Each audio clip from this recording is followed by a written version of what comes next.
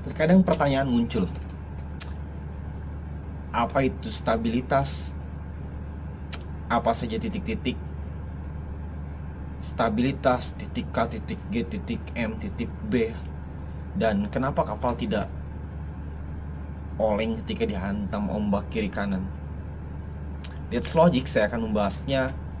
Tapi sebelum itu, simak cuplikan video berikut ini.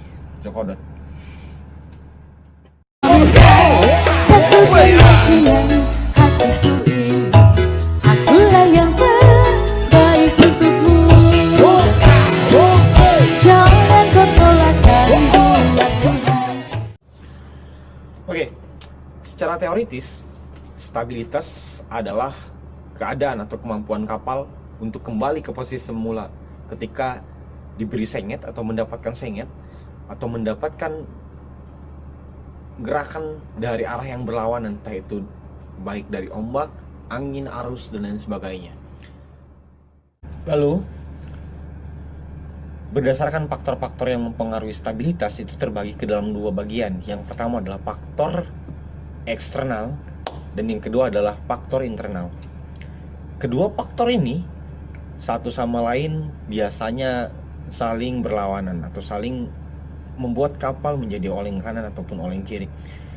Faktor internal berarti dari kapal itu tersendiri, entah itu dari pengaruh tata letak muatan, pengaruh konstruksi bangunan, atau terjadi kebocoran dan lain sebagainya. Sedangkan faktor eksternal berarti artinya faktor luar, seperti halnya angin, arus, dan lain sebagainya. Lalu, menurut keadaannya, stabilitas terbagi ke dalam 3 bagian. Yang pertama adalah stabilitas netral. Stabilitas netral di mana kapal tidak memiliki kemampuan untuk kembali ke posisi semula. Misal, kapal miring kiri, maka dalam perjalanan ataupun dalam keadaan diam, kapal tetap miring kiri. Lalu, yang kedua adalah stabilitas positif. Stabilitas positif berarti stabilitas dalam keadaan baik ataupun bagus. Kenapa? Karena stabilitas positif ketika kapal miring kiri bisa kembali lagi ke posisi semula, ataupun miring kanan bisa kembali lagi ke posisi semula. Lalu yang ketiga adalah stabilitas negatif. Stabilitas negatif ini menimbulkan healing moment. Apa itu healing moment? Kapal dalam keadaan miring kanan secara terus-menerus terjadi kemiringan, bahkan bisa saja terjadi kapal itu kebalik. Istilahnya apa ya? Jatuhlah kapal itu dari mulai tegak, miring, lalu jatuh begitu saja. Itu berarti stabilitas negatif.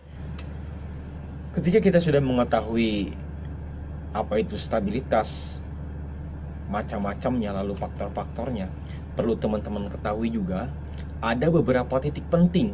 Ada beberapa titik penting dalam stabilitas kapal. Sebutlah satu, ada istilahnya itu titik center of gravity. Titik center of gravity ini adalah titik tumpuan atau titik berat yang ada dalam kapal. Jadi beban itu di mana, beratnya itu dinamakan dengan titik center of gravity. Yang kedua adalah titik metasentris. Titik metasentris ini adalah titik semu. Secara teoritis titik M ini harus bertahan di atas titik G. Jadi ketika titik M lebih rendah daripada titik G, itu artinya kapal itu dalam keadaan terbalik. Lalu ada titik buoyancy. Apa itu titik buoyancy? Titik buoyancy, atau kita lebih sering mendengarnya dengan disebut titik B.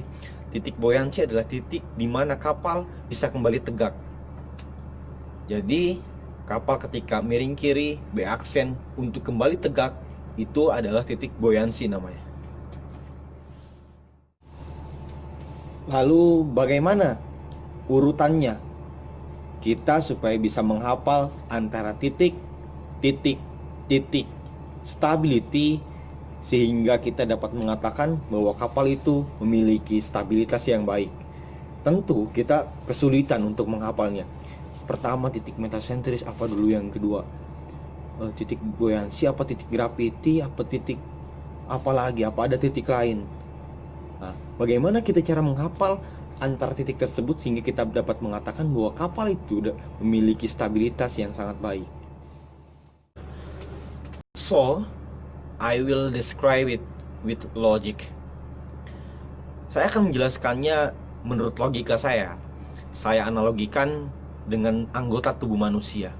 Anggota tubuh manusia dapat dikatakan seimbang apabila susunan-susunan anggota tubuhnya sesuai dengan yang dikehendaki oleh Tuhan, dengan yang diciptakan oleh Tuhan. Ada titik G, ada titik M, ada titik B, lalu ada titik K. Tambahnya ada titik K, yakni titik K itu dalam artian keel atau lunas kapal, itu letaknya harus berada di bagian bawah tentu, dan M patokannya harus berada di bagian atas. Lalu ada titik G dan titik M. Titik M paling atas, lalu titik G, lalu titik M. Itu susunannya. Cukup bingung bukan? Namun saya akan menganalogikannya ke dalam anggota tubuh manusia. Anggota tubuh manusia tersusun antar bagian tubuh sehingga mengakibatkan ketika berjalan dalam keadaan tegak, tidak miring-miring. Bagaimana itu bisa terjadi? Manusia dianalogikan untuk titik bawahnya itu adalah kaki. Kaki di sini adalah keel, lunas kapal. Lalu titik yang kedua adalah B.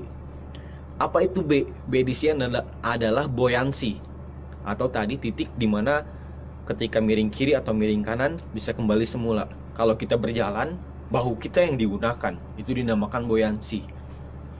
Lalu yang ketiga adalah titik center of gravity, titik G, yakni adalah gigi.